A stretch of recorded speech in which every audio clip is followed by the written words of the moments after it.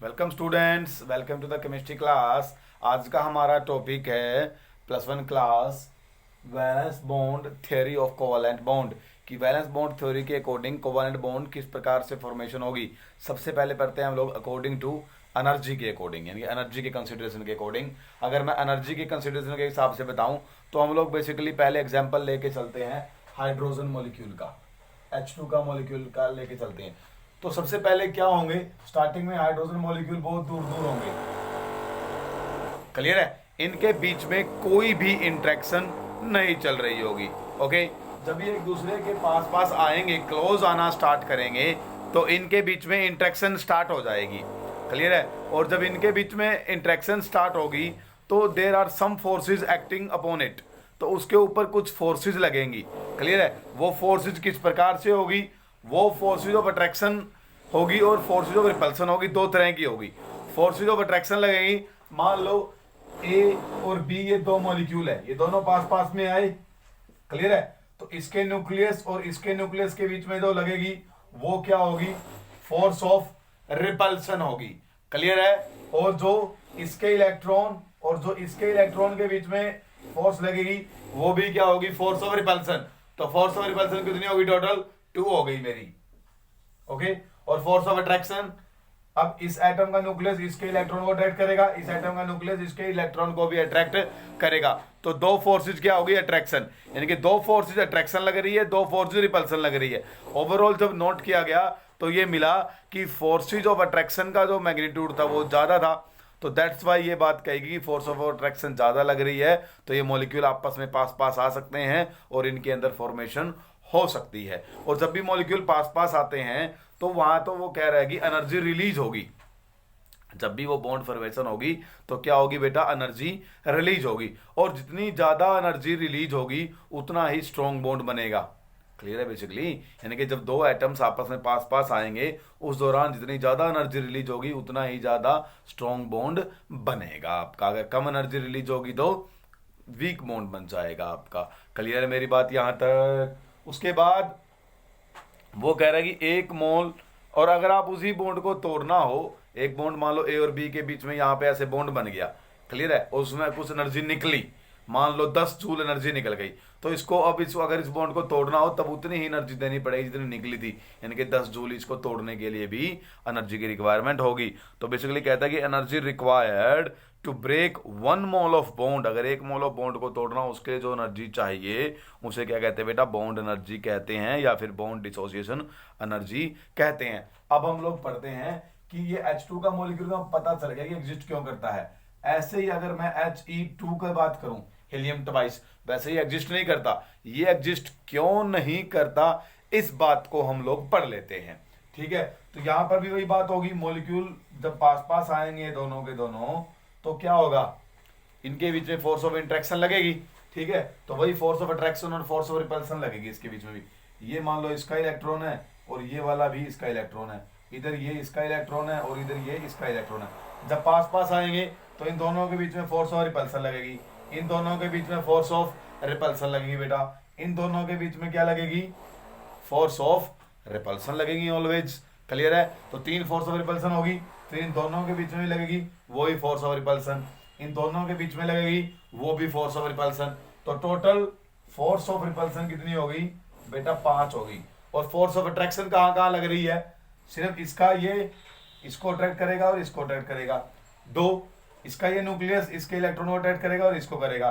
तो total force of जो attraction है वो कितनी लग रही है, 4। तो 4 फोर्स ऑफ रिपल्सन है, सॉरी 5 फोर्स ऑफ रिपल्सन लग रही है और 4 फोर्स ऑफ अट्रैक्शन लग रही है, तो फोर्स ऑफ रिपल्सन ज्यादा है, दैट्स वाई मॉलिक्यूल पास पास नहीं आ पाएंगे और वो एस्टेब्लिश नहीं हो पाता He2 का मॉलिक्यूल, क्लियर है। तो ये तो हो गया एनर्जी के अकॉर्डिंग। अब हम पढ़ते हैं ऑर्बिटल ओवरलैप के अकॉर्डिंग, क्लियर है, ऑर्बिटल ओवरलैप कॉन्सेप्ट।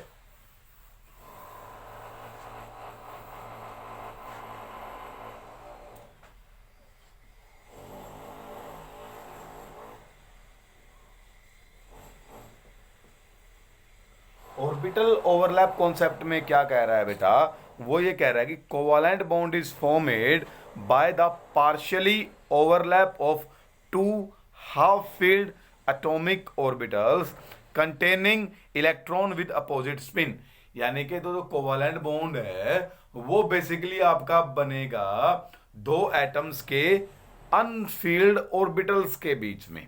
क्लियर है? किसके बीच में बनेगा? अनफील्ड ऑर्बिटल्स के बीच में, और वो भी उनकी ओवरलैपिंग होने से। ओवरलैपिंग का मतलब है ये तो ऐसे अटैच होना, ओवरलैपिंग का मतलब है इस तरह से एक दूसरे के ऊपर आ जाना। ठीक है भाई, थोड़ा बहुत वो एक दूसरे के ऊपर आ जाएंगे, उसे बोलेंगे ओवरलैपिंग। और जितनी ज्यादा ओवरलैपिंग होगी उतना ही ज्यादा स्ट्रॉन्ग बॉन्ड होगा। अगर ज्यादा ओवरलैपिंग हो रही है ज्यादा स्ट्रॉन्ग बॉन्ड, अगर कम ओवरलैपिंग हो रही है तो थोड़ा वीक बॉन्ड बन जाएगा आप लोगों का।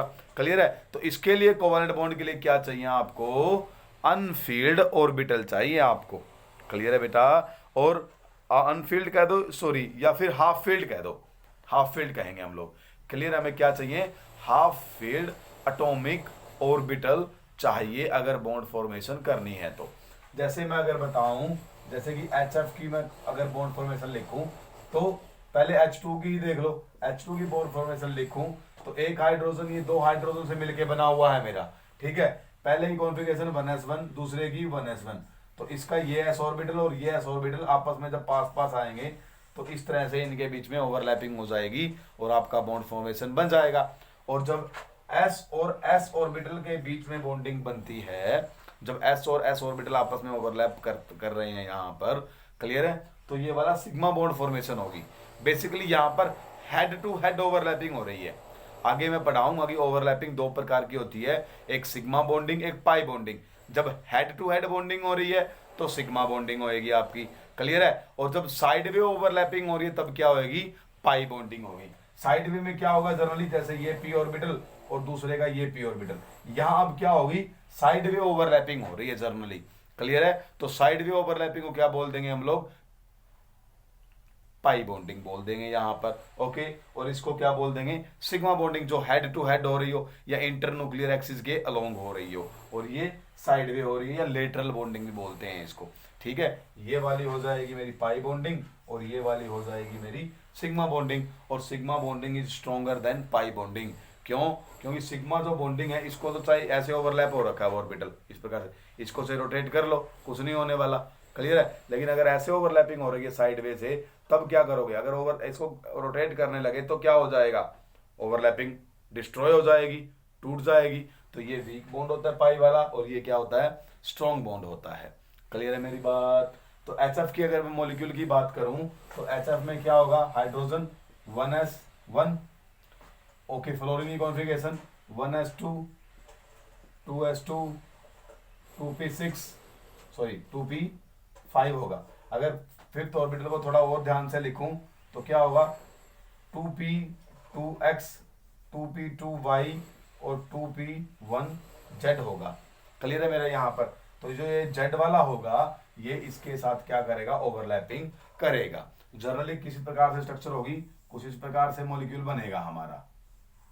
ये y ऑर्बिटल हो गया, ये आपका z ऑर्बिटल हो गया। ठीक है, ये px मान लो, ये py मान लो, ये वाला pz मान लो। अब ये इंटरन्यूक्लियर एक्सिस के अलोंग है। ठीक है, तो ये हो गया आपका फ्लोरीन का, यहाँ पर एक इलेक्ट्रॉन होगा, ओके, और दूसरी तरफ s का आएगा, इसका इलेक्ट्रॉन होगा, अपोजिट स्पिन का होना चाहिए। ये दोनों जब पास पास आएंगे बेटा तो क्या हो जाएगा? बस मैं इस चीज को ड्रॉ कर रहा हूं अभी यहाँ पर, ओके, तो ये दोनों ओवरलैपिंग कर जाएंगे। ठीक है, तो यहाँ पर हेड टू हेड ओवरलैपिंग हो रही है, तो ये भी क्या है? आपकी सिग्मा बॉन्डिंग है। सिग्मा बॉन्डिंग जनरली s और s के बीच में होती है और s और pz के बीच में होती है जनरली। तो ठीक है, जो दूसरी बच गई आपकी जो भी होगी, मान लो px की py के साथ हो रही है, दूसरे की px के साथ हो रही है, py की py के साथ हो रही है, वो सारी की सारी क्या होती है आपकी बेटा? पाई बॉन्डिंग होती है। क्लियर है मेरी बात यहाँ तक? तो ये मैंने आपको बता दिया है अभी टाइप्स ऑफ कोवैलेंट बॉन्डिंग में बता दिया, सिग्मा बॉन्ड और पाई बॉन्ड के बारे में बता दिया। ये आप सभी अच्छे से प्रिपेयर कर लेना बेटा। ठीक है, यही बता दिया मैंने, सिग्मा बॉन्ड ज़्यादा स्ट्रॉन्ग होता है as compare to pi bonding के। उसके बाद आता है bond, some important bond characteristic, कि बॉन्ड के कैरेक्टरिस्टिक के अकॉर्डिंग बात कर रहा है वो।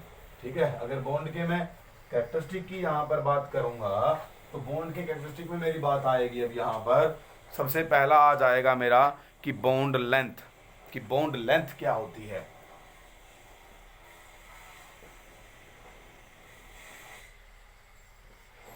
पीछे एक सिग्मा और पाई बॉन्डिंग के बीच में डिफरेंस दे रखा है बेटा, वो कर लेना अच्छे से, बहुत इंपॉर्टेंट क्वेश्चन है वो, सिग्मा बॉन्ड और पाई बॉन्ड के अंदर जो डिफरेंस दे रखा है आपका। तो यहाँ पर बॉन्ड लेंथ कि बॉन्ड लेंथ क्या होती है, ये मैं पहले फर्स्ट यूनिट पढ़ चुके हैं कि दो एटम जो कंबाइन हो रहे हैं उनके इन जो न्यूक्लियस होते हैं उसके बीच की जो डिस्टेंस होता है उसका जो लेंथ होती है उसे क्या बोलेंगे हम लोग, बॉन्ड लेंथ बोलेंगे जनरली। क्या बोलेंगे बेटा, बॉन्ड लेंथ। अब एटम जितना बड़ा होगा, क्लियर है, अगर एटम ऐसे छोटे हैं दो ओवरलैप कर रहे हैं तो इनके बीच का जो बॉन्ड है वो बॉन्ड लेंथ स्मॉल आएगी। अगर एटम एक बड़ा है एक छोटा है तब भी क्या है, बॉन्ड लेंथ क्या आएगी, लॉन्ग आएगी। और अगर दोनों बॉन्ड लेंथ ही है तो भी बॉन्ड लेंथ क्या आएगी बेटा, और भी लेंथ ही आ जाएगी आपकी बॉन्ड लेंथ, ठीक है। और बॉन्ड जितना ज़्यादा लेंथी होगा उतना ही ज़्यादा वीक होगा बेटा। तो जैसे जैसे एटम का साइज बढ़ेगा तो बॉन्ड लेंथ भी क्या होगी बेटा, ऑटोमेटिकली बढ़ेगी। ओके, मल्टीप्लिसिटी ऑफ बॉन्ड में अगर बात करूं तो बेटा सिंगल बॉन्ड वीक होता है as compare to double bond से, और डबल बॉन्ड वीक होता है as compare to triple bond से।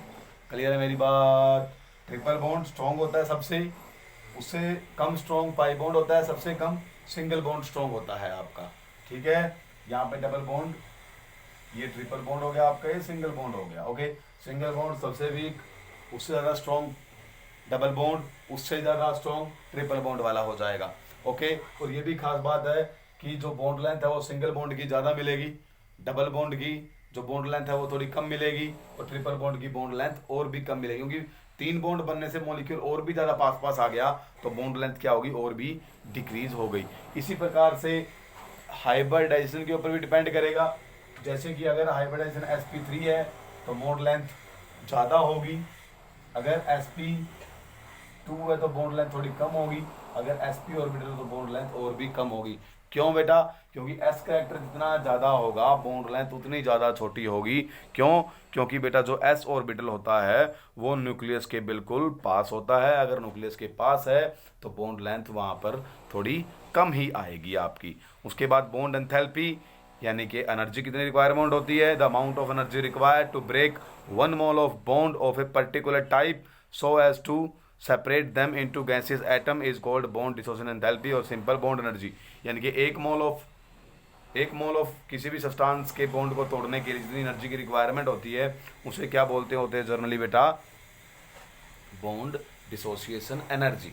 क्लियर है, किसी भी सब्सटेंस के एक मोल बॉन्ड को तोड़ने के लिए जो एनर्जी की रिक्वायरमेंट है उसे क्या बोलेंगे हम लोग, बॉन्ड डिसोसिएशन एंथैल्पी बोलेंगे उसके बाद, ठीक है। अब इसके फैक्टर क्या क्या है एक बार पढ़ लेना। मल्टीप्लिसिटी, बिल्कुल जितने ज़्यादा मल्टीपल बॉन्ड होंगे उतनी ज़्यादा बॉन्ड एंथैल्पी ज़्यादा होगी, यानी कि सिंगल बॉन्ड को तोड़ना आसान है तो उसके लिए कम एनर्जी लगेगी, डबल बॉन्ड को तोड़ना ज़्यादा टफ रहेगा तो उसके लिए ज़्यादा एनर्जी लगेगी, ट्रिपल बॉन्ड को तोड़ना और भी ज़्यादा टफ रहेगा क्योंकि स्ट्रॉन्ग है ये, स्ट्रॉन्ग बॉन्ड को तोड़ोगे एनर्जी उतनी ही ज़्यादा की नीड होगी आपको।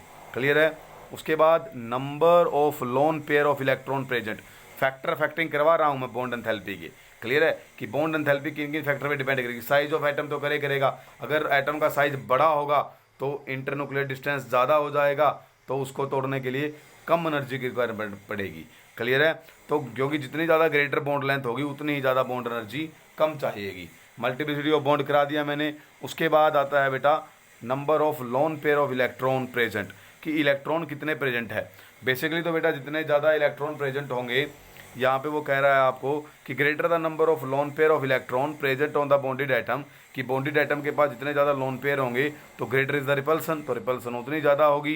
And atoms hence the less the bond dissociation enthalpy, यानी कि मान लो जैसे कि ए और बी है, दोनों बॉन्ड जुड़े हुए हैं, इसके ऊपर भी एक लोन पेयर है, इसके ऊपर भी एक लोन पेयर है, तो ये दोनों लोन पेयर क्या करेंगे, दूसरे को रिपेल करेंगे, नहीं करेंगे, रिपेल करेंगे तो बॉन्ड वीक हो जाएगा, नहीं हो जाएगा, बॉन्ड वीक हो जाएगा तो इसको तोड़ने के लिए एनर्जी कम चाहिए कि नहीं चाहिएगी, बिल्कुल चाहिएगी बेटा। बॉन्ड एंगल क्या होता है, तो बॉन्ड एंगल में जैसे मैंने आपको स्ट्रक्चर करवा रखी है, ये वाली देखो टेट्राहेड्रल, तो ये दो बॉन्ड लेंथ होती है, इनके बीच का जो ये एंगल होता है इसे क्या बोलते हैं, बॉन्ड एंगल कहते होते हैं बेटा। क्लियर है मेरी बात यहाँ तक आपको, वेरी गुड। उसके बाद आता है polar and non polar covalent bond, ये मैं करवा चुका हूँ, आप एक बार पढ़ लेना है इसको अच्छे से। उसके बाद आता है partially ionic character of covalent bond, कि कोवैलेंट बॉन्ड के अंदर भी थोड़े बहुत आयनिक करैक्टर होते हैं। हाँ जी बिल्कुल होते हैं, इसमें कोई दो राय नहीं है। ये डिपेंड करेगा कि आपकी इलेक्ट्रोनेगेटिविटी कितनी है, दोनों के बीच में डिफरेंस मान लो ये दो एटम मैंने बॉन्ड कर रखे हैं, इनके बीच में कितनी ज़्यादा इलेक्ट्रोनेगेटिविटी डिफरेंस है उस बात के ऊपर डिपेंड करेगा कि कोवालेंट बॉन्ड में कितना ज़्यादा आयनिक करैक्टर है। क्लियर है। तो जैसे कि वो एग्जाम्पल के तौर पे उसने 3 टर्म्स के अंदर पॉइंट दे रखे बना करके, वो कह रहा है कि अगर इलेक्ट्रोनेगेटिविटी डिफरेंस जो है दो एटम्स का वो क्या है बेटा 1.9 है। अगर इलेक्ट्रोनेगेटिविटी डिफरेंस बेटा 1.9 है, यानी कि इसकी इलेक्ट्रोनेगेटिविटी में और इसकी इलेक्ट्रोनेगेटिविटी में अगर 1.9 का डिफरेंस है, तो जो बॉन्ड है वो 50% क्या होगा, कोवैलेंट होगा, और 50% क्या होगा, आयनिक होगा। ओके। अगर इन दोनों की इलेक्ट्रोनेगेटिविटी डिफरेंस 1.9 से कम है, अगर 1.9 से कम है इलेक्ट्रोनेगेटिविटी डिफरेंस, तो इलेक्ट्रोनेगेटिविटी का लगभग बराबर आ गई, तो उतना ही ज़्यादा कोवालेंट करैक्टर होगा उसके अंदर, और आयनिक करैक्टर क्या हो जाएगा, कम हो जाएगा। अगर इलेक्ट्रोनेगेटिविटी डिफरेंस 1.9 से ज़्यादा है तो आयनिक करैक्टर ज़्यादा होगा और कोवालेंट करैक्टर कम हो जाएगा आपका। क्लियर है मेरी बात। This is about the partially ionic character of covalent bond. Clear है। तो आज सिर्फ आपको यहीं तक करना है। Okay, have a nice day, bye bye.